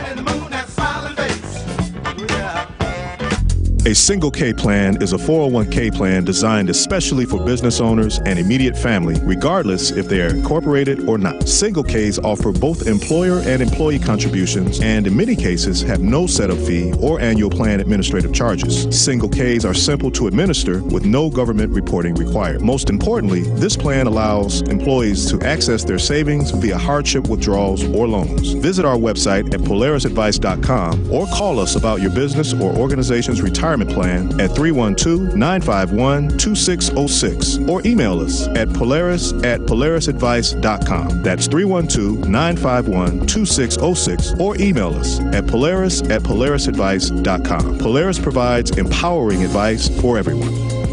Securities offered through Lion Street Financial LLC, member FINRA, and SIPC Investment Advisor Services offered through Lion Street Advisors LLC, registered investment advisors. Polaris Wealth Management and Lion Street Financial are not affiliated. A basic and essential part of any financial plan is savings. Most of whatever cash you have will be there because you put it there, not necessarily because of some fancy investment. Now with Save and Plan, Polaris has introduced a way for you to get empowering financial advice. Save and Plan is simple. Just sign up to save on a systematic monthly basis directly from your account and gain access to a planner and our planning services. Once you sign up to save, Polaris will help you develop a customized financial plan and give you a real person to speak with. Your dedicated planner is just an email or phone call away. Save and Plan offers empowering advice for everyone. Visit us at polarisadvice.com and call us today at 312-951-2606 or email us at polarisadvice.com. That's 312-951-2606 or email us at polarisadvice.com. Save and Plan, empowering advice for everyone. Securities offered through Lion Street Financial LLC, member FINRA, and SIPC Investment Advisor Services offered through Lion Street Advisors LLC, registered investment advisors. Polaris Wealth Management and Lion Street Financial are not affiliated.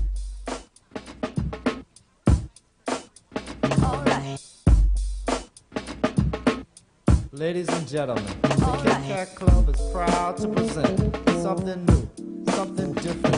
So would you please give a warm welcome for the rhythm.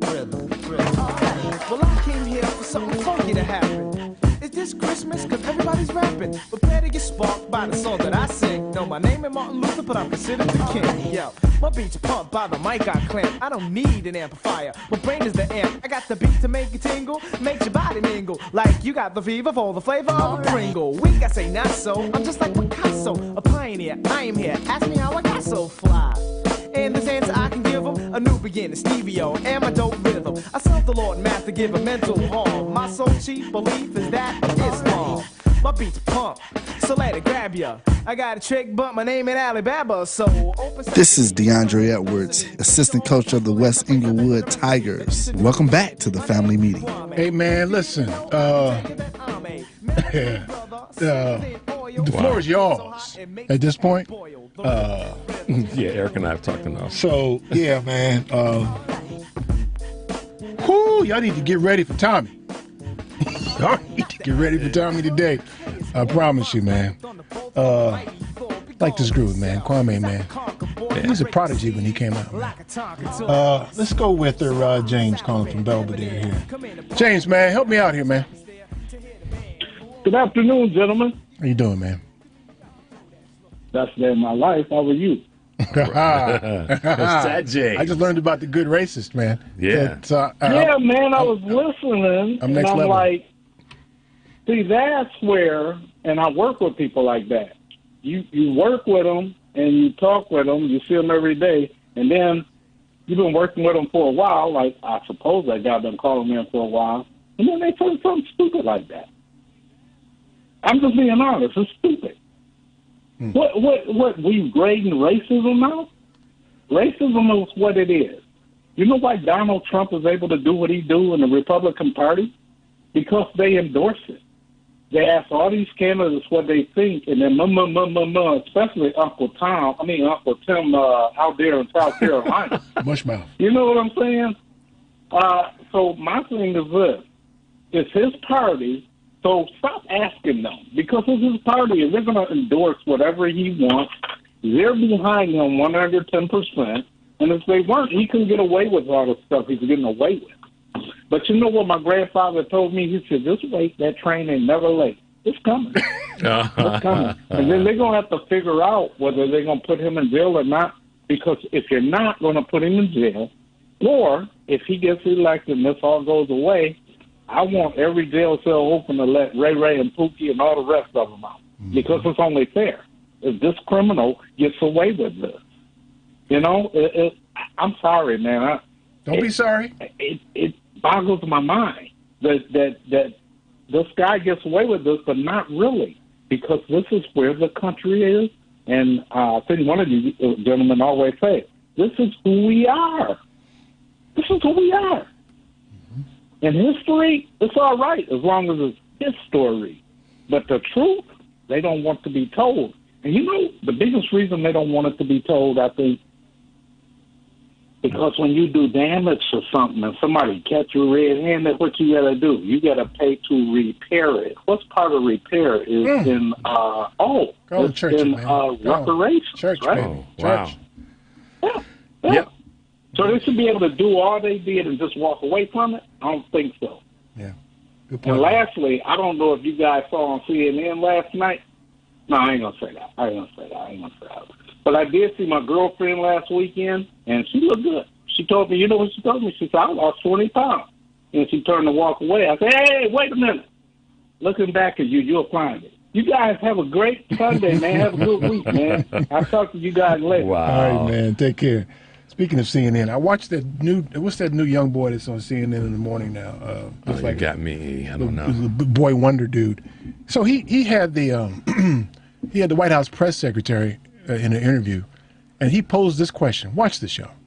He asked her this question: do you think the president's doing all that he can for the people in Maui? Now, what in the hell kind of answer do you expect to get from the White House press secretary for a question like, do you think the president's doing all that he can for the people in Maui? How about this one? Nah, he's screwing it up royally. Old, stupid guy. He doesn't know what the hell he's doing. I wish he'd do more. Could you imagine hearing anything like that Why would he even ask a question like that of the White House press secretary? And this is who CNN got it in the morning. Good job, guys. Good job. Well, let me get is this Mario? Mario, right? Thank you. Thank you for my call. Sure. I have an issue right here. That you guys been talking about the situation, all this understanding of the progress in political moments that we live. I understand one of you is a lawyer. No. I don't know about the other. Neither one of us are lawyers. Finish, please. But you guys been talking something that doesn't matter. We have to talk about Mr. Biden's accomplishment that he's been doing. And you guys talking about Donald Trump? You guys been talking about electors? We have to be talking about what the people have been receiving from Mr. Biden us now. And you guys, with all due respect, I respect you degrees. I'm a lame person. The only thing that I want to know is, because I have conversation with African American people, and they're talking pretty bad of Mr. Biden. That is wrong. But you guys should be talking about all the progress that Mr. Biden has accomplished. With all due respect. Nothing else. Nothing else? Thank you for taking... nothing else? I have a lot to say, but you're not going to give me a chance to. No. You got the floor, man. Take the floor. So you're saying there's nothing else we should talk about? No. You should not talk about nothing else but all the accomplishments that Mr. Biden has been doing and the whole history of this country. You guys know. You guys are lawyers. You guys know No, hold on a second, Mario. We're not lawyers. We're not lawyers, Mario. We're not lawyers. You give me the floor. All the elections has been won by Republicans as been Abraham Lincoln, Eisenhower, and George Bush. The rest one has been stolen. Please, let's talk about what Mr. Biden has been doing for the working men, for the old unions that has been doing. That is what you guys have to be talking. People that listen to you guys. I wish all the people that are listening to you concentrate about what Mr. Biden has been doing, not about anything else from now on. Okay. We'll take that under advisement, Mario. Thank you for that.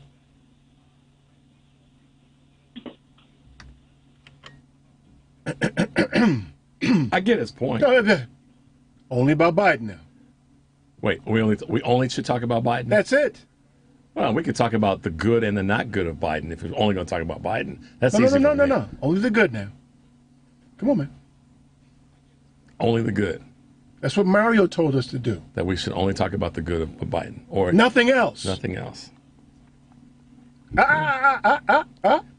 So what do you propose we do? So you're gonna try to put it back on me?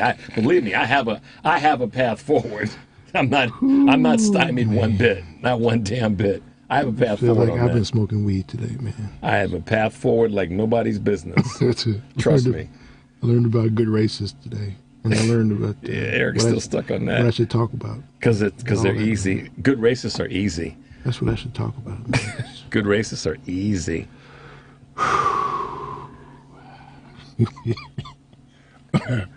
All right, my friend. So look, man. Here's the thing. There isn't a thing. There really isn't. Let me just go all the way there. For all of you lovely people, who we love dearly, even those who send us the emails full of the little special N-word. Thank you so much. I hope to see you soon. Let me tell you the real deal. Our existence, because of our brown costumes here, have made us largely indifferent. Mm-hmm. We engage out of partial hope, mostly because it's entertaining. That's about it. So here's the thing. Y'all can mess around and play the mind games. Don't say anything bad, because otherwise people will think it's bad. Or only say good stuff so that everybody thinks it's good stuff going on.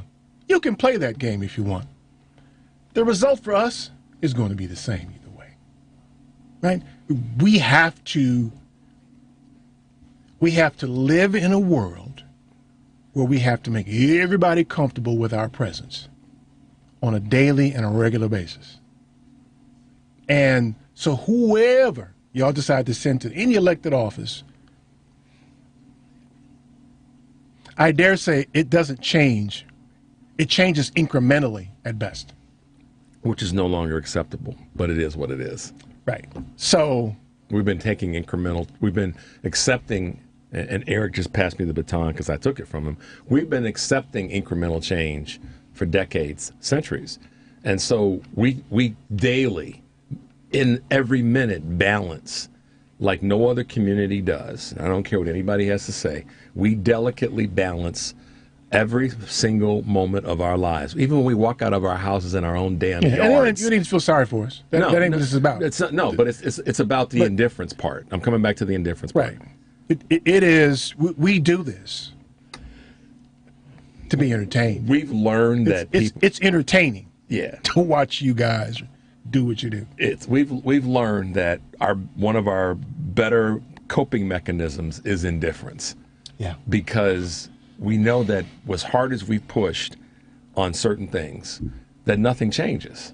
So sometimes only incrementally, if at all. Yeah. Then not length of time changes. And this kind of goes back to the point that the indirect point that Eric was making about the shenanigans impacting the state shenanigans of impacting our elections. Y'all's elections. We've been trying forever to fix that and hoping that people would say, or thinking that rational people who call themselves good would go, okay, we need to fix that. But it's never happened. The mere fact that we maintain the Electoral College by itself is insane. And unfortunately, because Eric and I were shooting the same shot to get to the same point, but with slightly different curve on it, that's really what we wanted to talk about, is how jacked up this slavery-based Electoral College system is.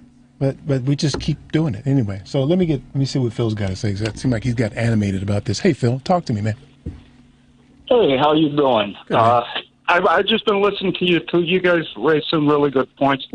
The gentleman that just called that said black people need to only speak about the good that Biden does.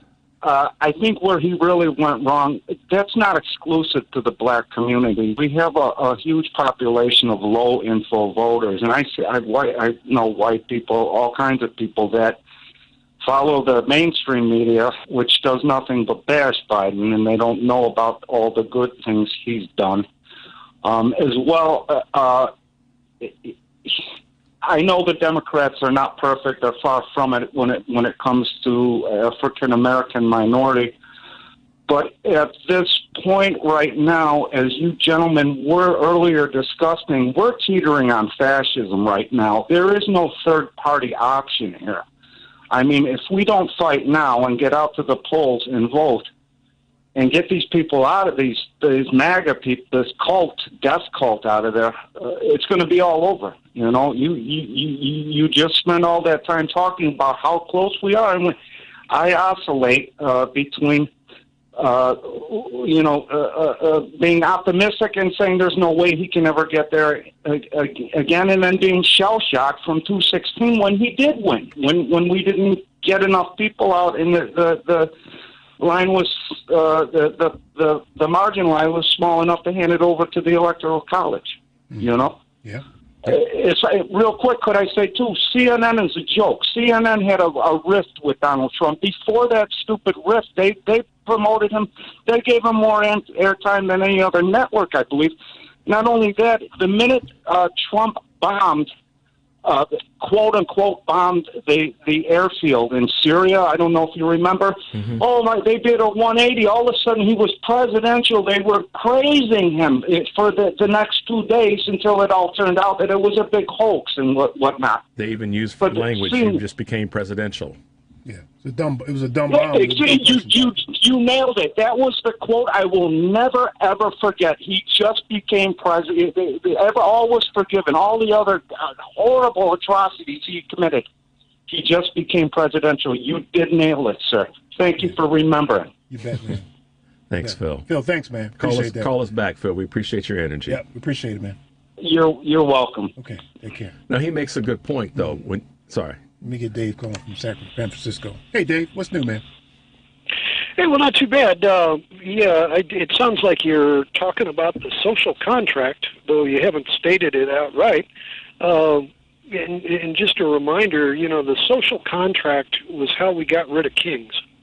And, kings that originally the idea was that if you were living in some little village or a little community, and you needed somebody to be able to kind of point fingers and say this needs a project, that needs a project. They weren't like grand authoritarian strictures. It was just somebody smart that had their eye on the ball.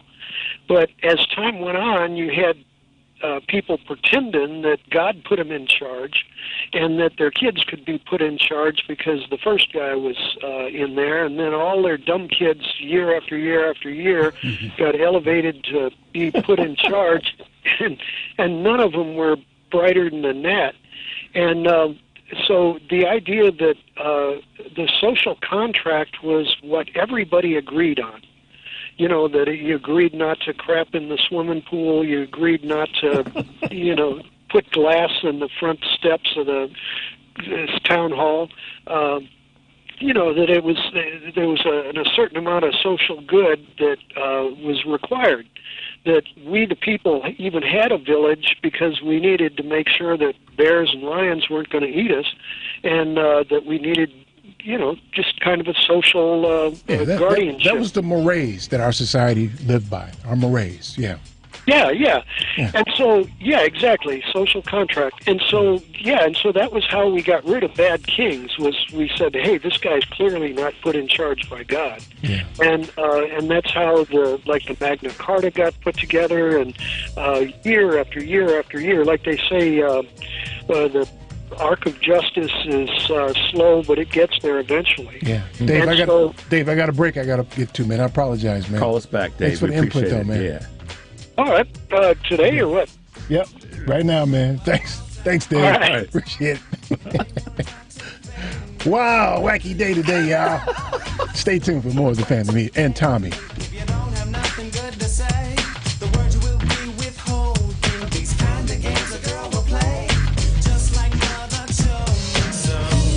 My name is Sharon Cooper, and I am the sister of Sandra Bland. I am a Chicagoland business professional working in the professional services. Keep listening to the Family Meeting.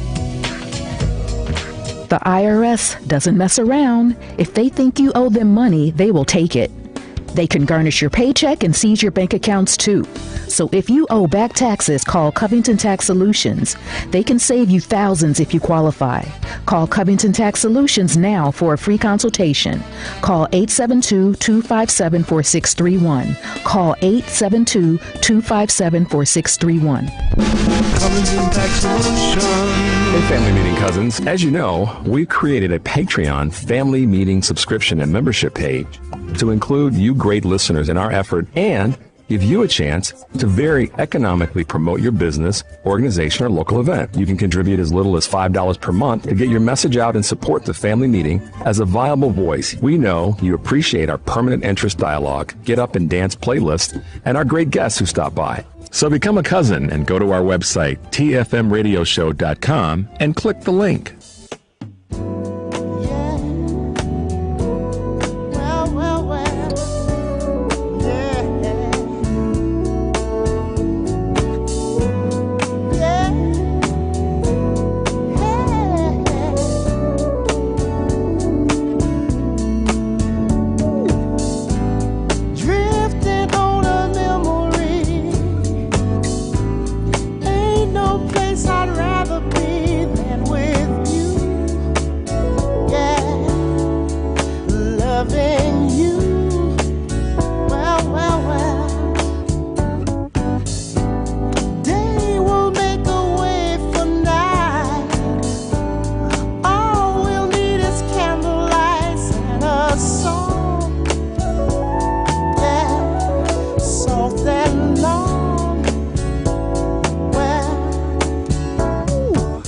Hi, this is Holly Fingerly.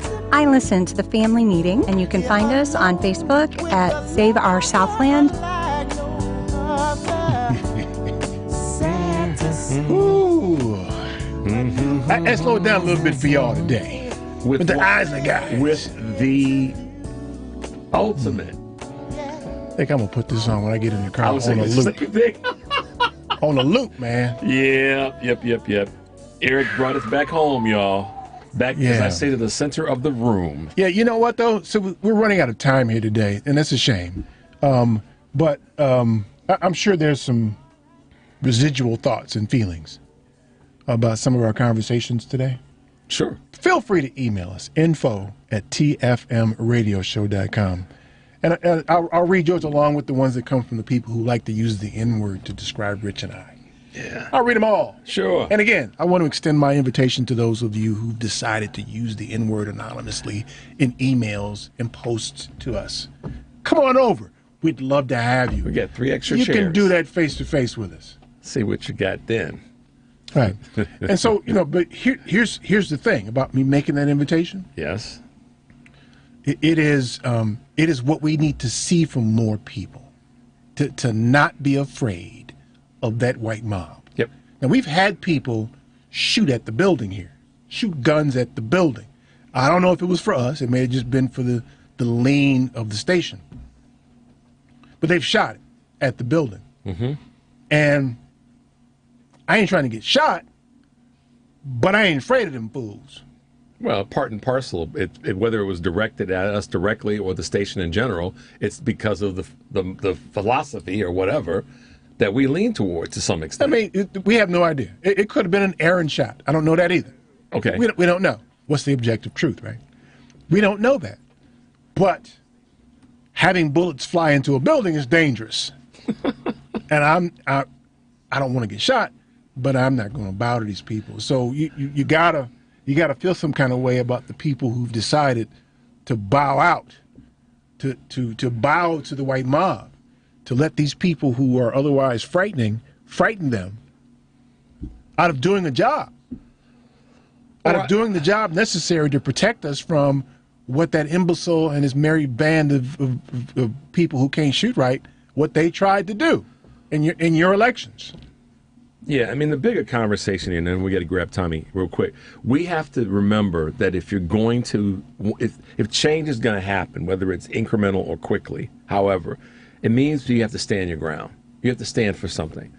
And we recognize that people are going to get weak in the knees in the process of standing their ground.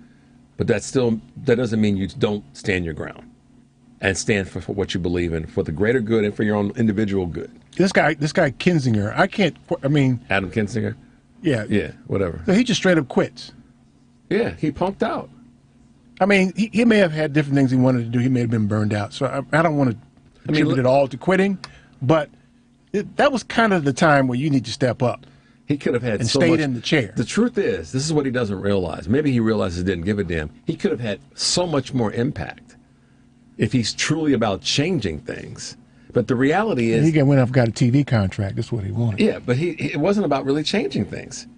And that's where we get. All of the people who decided not to run again, all those people, all the people who decided to resign because it was too much fervor. Other than those who resigned because of age or health, but the ones who just said I can't do this anymore, and they're still viable. I mean that calls into question what were they really there in the first place. That's where the openings lie. Because then the crazy fools come in. Yeah, you let them in, and then now they're in control. They got the keys to the house. Y'all have given the gun to the monkey. And that was part of Eric's original point, that they will threaten and try to cause fear and anguish, and then people walk away. And this country has a long history of succumbing to that fear and anguish. Oh, okay. Just give in to it. Can't do that. Let's see what's on Tom's mind, shan't we? Yep. Tom, what's up, man? First of all, I want to be very clear to the listening audience, and I absolutely pray that people hear what I'm saying, not the color of my skin, but the content of my character. This radio station has to be one of the most diverse radio stations in the United States of America. Its air personalities, its policies, the way they go about doing what they do is honest and it's fair. It does not cut no matter who you are or what you are. What you have heard today is absolute providence of history repeating itself because uninformed and ignorant people are dangerous. As surely as I speak, the tax-paying, law-abiding, moral United States citizens, we are in trouble. And the trouble that we have is clear. It's truth and lies. Did an individual who took an oath to the office of the President of the United States of America, the greatest nation on the face of the earth, did this individual attempt, yes or no, to subvert the rule of law as you know it? Period. And all of those cronies and all of the rest of them, are they guilty or are they not? Because the truth of what I'm telling you right now is that we all have been spent. I've told you year after year, and I'm about to get off. We have placed our lives in the hands and the mindsets of people who are rich that do not live their lives. Because if you listen to this radio station, you know you hear the white air personalities speaking about the sufferings and the stuff that is going on in the white community, not telling you who or what to vote for, but telling you exactly the same thing I'm telling you. Keep listening to the family meeting because you can't make none of this stuff up. Goodbye. Thanks, Tom, for that. That's our contribution. That's right. To the community because we want Tom to get it out here. I always like to see the comments. And not be busting windows in your neighborhood. Nope. That's right. Yeah. Y'all know? Anybody know what that's from? Do you? Do you? Do you?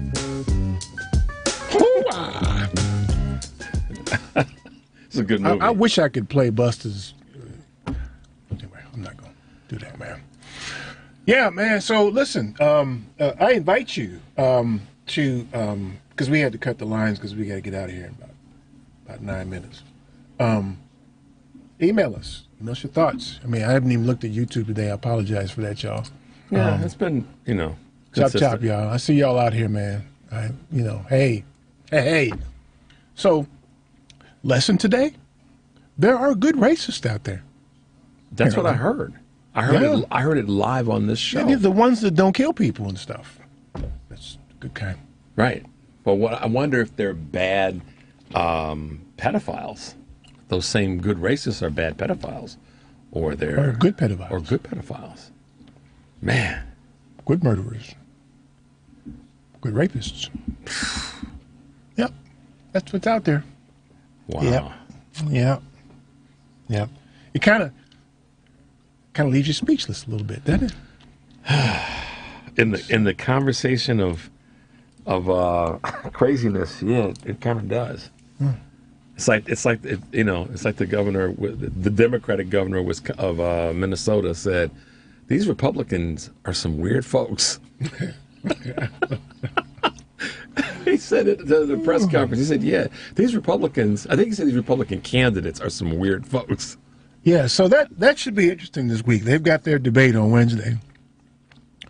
I can't even pretend or believe to understand how they will proceed, given the different and varying commentary that I've seen them give on the different interviews, television interviews.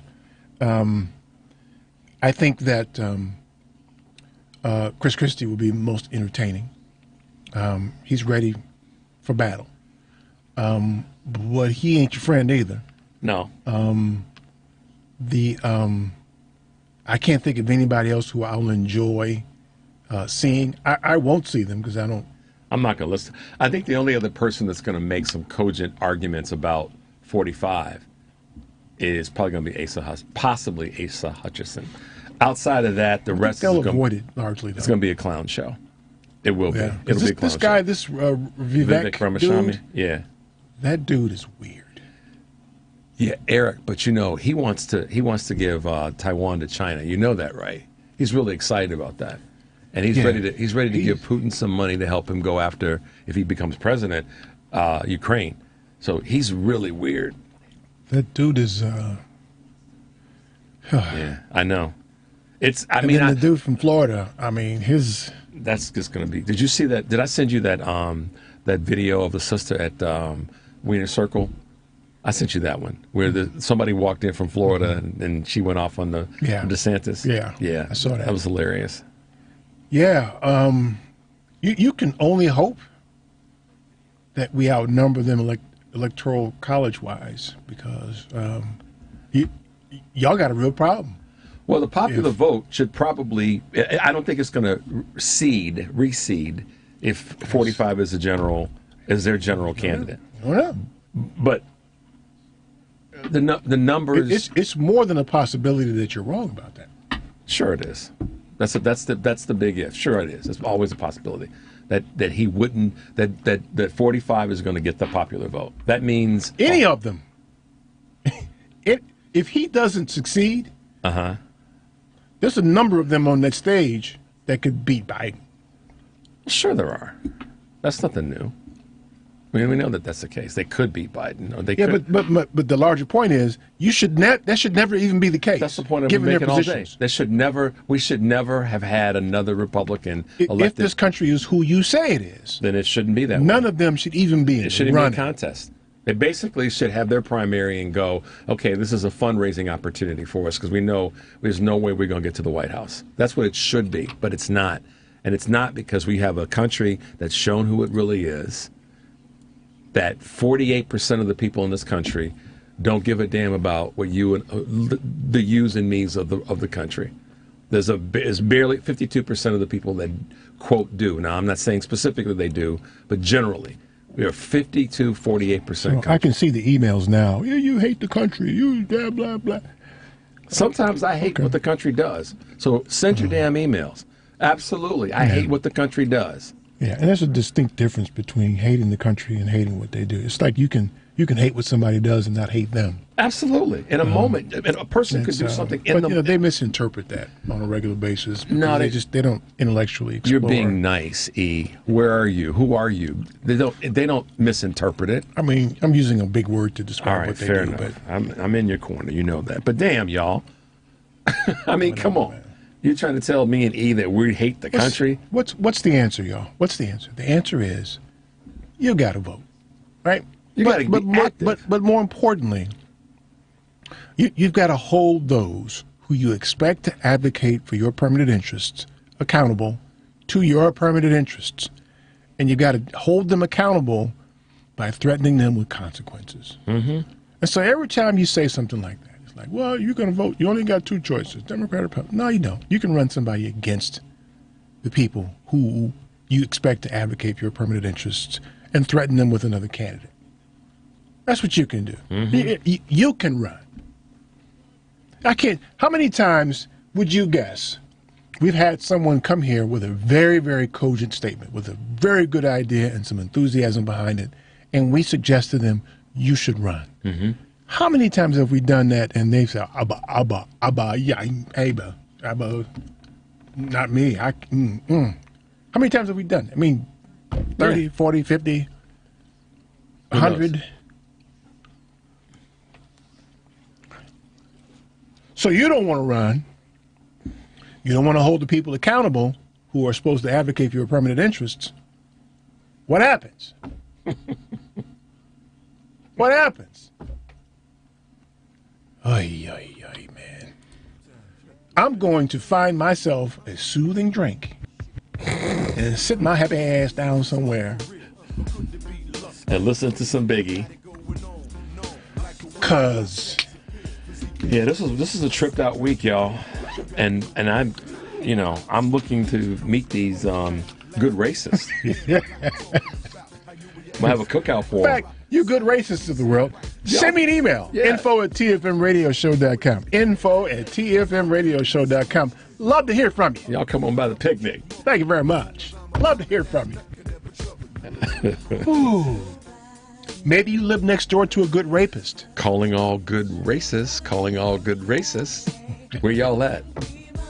Man. Good ones. The good ones, E. Not the bad ones. Not the mediocre ones.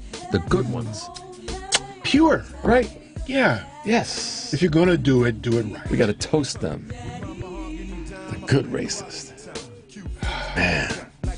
So, this is how we'll end this today. I know y'all got a lot of things y'all can do besides listen to this stupidity. You have officially wasted your time today. I'm going to give the rest of it back to you. Starting now. We're here every Sunday at 4. We'll do a much better job for you next week, hopefully. Tune into the family meeting every Sunday at 4. I'm your host, Eric Grant. Peace. Game airtight while you caught up in the hype. That's right.